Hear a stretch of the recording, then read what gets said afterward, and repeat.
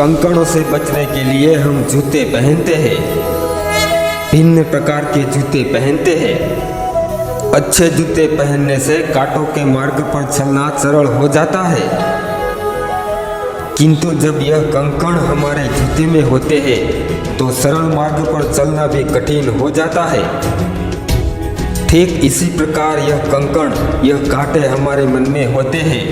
यह कांटे, यह कंकड़ हमारा अतीत होता है, जिसके भय के कारण हम उसे वर्तमान में स्वीकारना नहीं चाहते।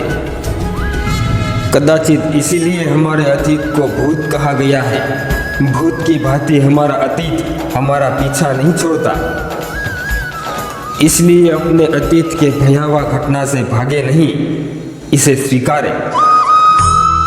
किसी का प्रारब्ध क्या होगा यह कोई नहीं जानता। प्रारब्ध कर्म से जुड़ा है।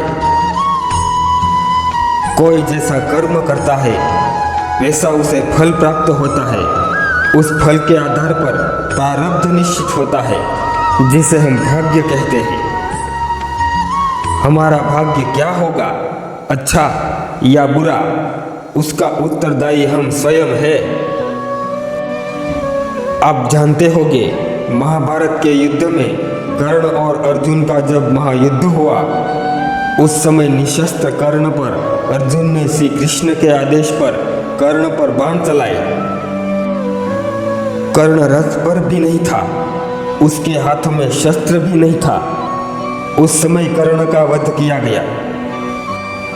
उसका अर्थ यह नहीं था कि अर्जुन श्री कृष्ण को प्रिय था। वासुदेव श्री कृष्ण पूर्ण ब्रह्म थे। वो कभी पक्षपात नहीं करते। उसकी दृष्टि में कोई भेदभाव नहीं होता, सभी एक समान होते हैं।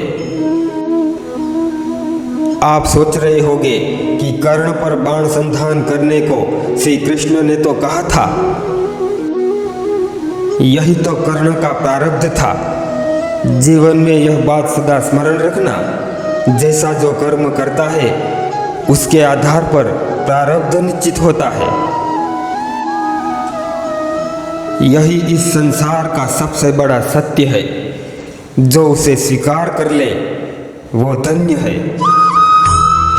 वसुदेव श्री कृष्ण ने भी गांधारी का श्राप हंसते हंसते स्वीकार किया था। जिस तरह तुमने हमारे अपने का वध किया, वैसे ही तुम्हारे अपनों का वध होगा।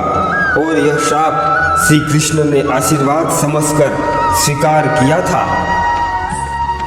कर्ण ने अपने गुरु के साथ कपट किया, झूठ कहा, जिसके कारण अपने गुरु द्वारा दी गई विद्या का उसे स्मरण नहीं रहा। और जब निशस्त्र कर्ण का वध हुआ, उसके कर्म का प्रारब्ध था, जो अपने पिता सूर्य देव ही नहीं बदल सके। इसलिए जीवन में अच्छे कर्म करना और अपना जीवन आनंद से व्यतीत करना। दोस्तों, यहाँ तक आप हमें सुन रहे हो तो कमेंट करके ज़रूर बताना हमारी यह बातें आपको कैसी लगी। और आपने अभी तक हमारे इस चैनल को सब्सक्राइब नहीं किया हो तो सब्सक्राइब कर ले और बेल आइकन को प्रेस करना ना भूलें। जय श्री राम। ओम नमः शिवाय। राधे राधे।